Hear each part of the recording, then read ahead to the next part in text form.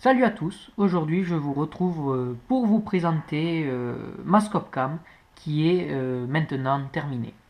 Donc j'ai déjà réalisé quelques essais, donc je vous mettrai bien sûr ce que ça donne à la fin de la vidéo et je vais vous présenter comment la fabriquer. Donc on va dire que c'est une vidéo tuto et d'abord je vais vous présenter l'objet. Voilà. Donc tout d'abord, c'est un boîtier de Handpec 15, donc un boîtier factice qui m'a coûté 18 euros sur eBay.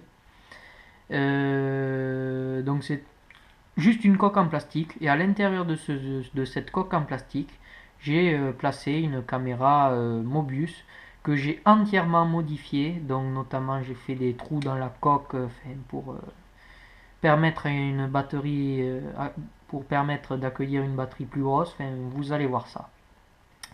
J'ai voulu que le boîtier soit très fonctionnel, donc éviter au maximum de défaire, de le démonter pour accéder à la carte ou à la batterie pour le recharger. Je voulais aussi qu'il y ait le moins d'ouverture possible, donc notamment lors des parties où quand il pleut, donc pour protéger au maximum la caméra. Qu'est-ce que je peux dire dessus? La lentille se situe ici, donc c'est une lentille 25 mm qui permet de faire un zoom, enfin de voir plus loin dans l'image. Euh, et voilà. Donc tout ça acheté sur eBay, voilà. Donc le coût du projet en gros, avec le matériel, tous les accessoires, on va dire en comptant la résine, enfin on va environ 130 euros. Voilà. Donc oui, c'est pas abordable pour tout le monde, mais en tout cas moi ce qui m'a plu c'est d'élaborer mon projet de A à Z et d'améliorer la chose, car je n'ai fait que copier des idées et en améliorant, enfin je pense que j'ai amélioré la chose. Tout simplement ce boîtier fonctionne avec un bouton avec un ressort donc qui permet de faire une pression bien franche. J'ai fait un petit perçage que j'ai recouvert de résine pour pouvoir voir si la caméra filme ou pas. Donc là quand ça clignote ça veut dire que ça filme. Et quand ça clignote à l'arrière, ça veut dire que ça filme aussi. Donc un voyant rouge et un voyant jaune qui me permettent de savoir l'état de la caméra. Quand j'arrête la caméra avec le même bouton, ça coupe la vidéo et ça éteint la caméra.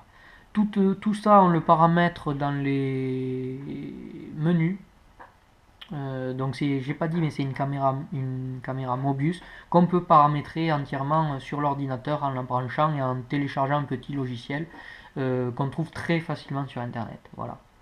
Donc ça c'est pas l'objet de la vidéo, moi c'est comment faire cette scope là.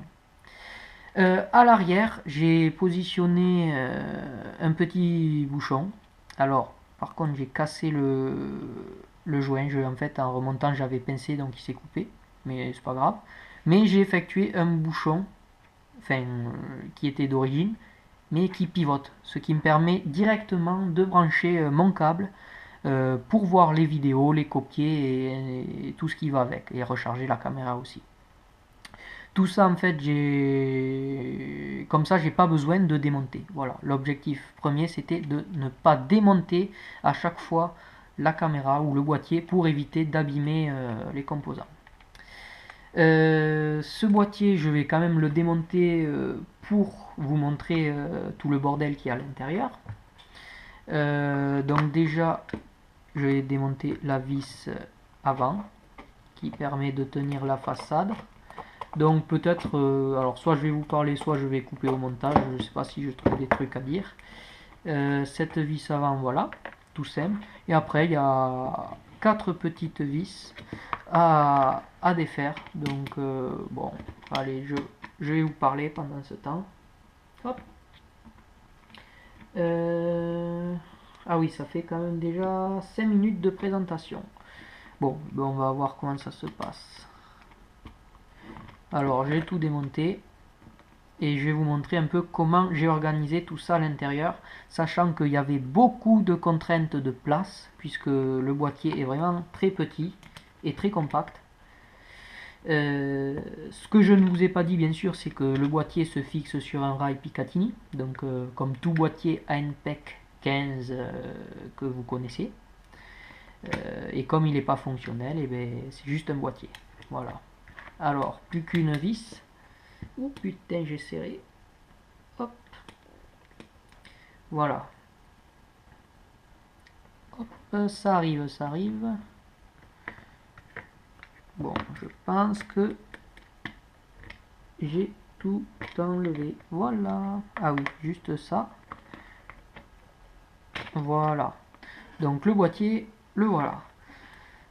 Alors voici tout le bordel. Donc vraiment un gros bordel. Donc là, le boîtier n'a pas été retouché.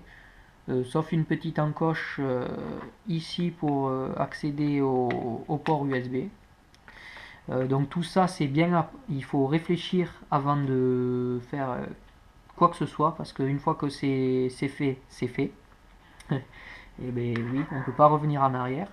Et voilà. Alors voilà comment se présente un peu le boîtier inférieur. Notamment là, vous pouvez voir le bouton quand j'appuie. Le bouton qui active la vidéo et qui allume et éteint la caméra. La caméra, j'ai voulu la caler au mieux pour pas que ça bouge. Donc au début, j'ai pas fait le test, mais quand je remue, je vous jure qu'il n'y a vraiment rien qui bouge et qu'il n'y a aucun bruit. Donc c'est vraiment un système que je veux fiable, que sans rebond, enfin, qui ne bouge vraiment pas.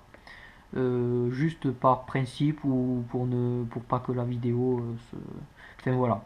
Je voulais vraiment que ça ne bouge pas. Alors j'ai procédé à une... J'ai procédé en faisant des petits supports, en coulant de la résine. Et j'ai délimité mes petits supports avec de la pâte à modeler. Et après, j'ai coulé. Donc là, ça demande du temps et de bien réfléchir de où on positionne et comment on positionne la caméra. Bien sûr, j'ai utilisé une petite rallonge pour l'optique, pour déporter l'optique en fait. Et j'ai carrément coulé la lentille. Enfin, j'ai coulé de la résine autour de la lentille pour bien que elle soit fixe et qu'elle ne bouge pas. Parce que à peine il y a une petite inclinaison, l'image est décalée et ça ne correspond plus avec ce qu'on vise. Et après, qu'est-ce que je peux dire? J'ai dû entailler le boîtier de la caméra pour que ça passe avec le boîtier. Donc c'est moi qui l'ai choisi de faire comme ça.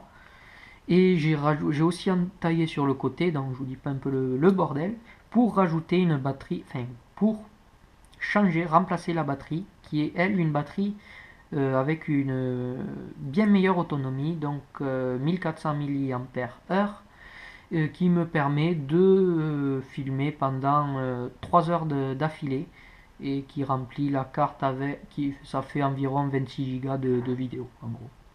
Voilà, ça dépend comment on règle les paramètres, mais voilà. Quoi dire d'autre?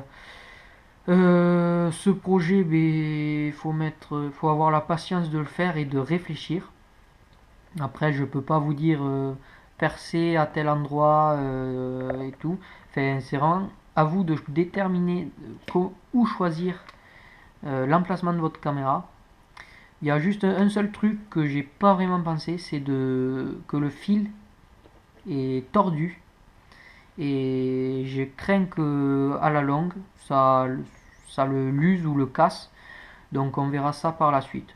Mais comme si je démonte jamais, je vois pas de raison que ça s'abîme ou quoi. Voilà. Donc je vous mets quelques petites photos ou vidéos que j'ai sous la main sur les étapes de la fabrication. Et voilà. Sinon, j'espère que ça quand même, ce petit bricolage vous plaît. Et je vous mets les tests à la fin de la vidéo.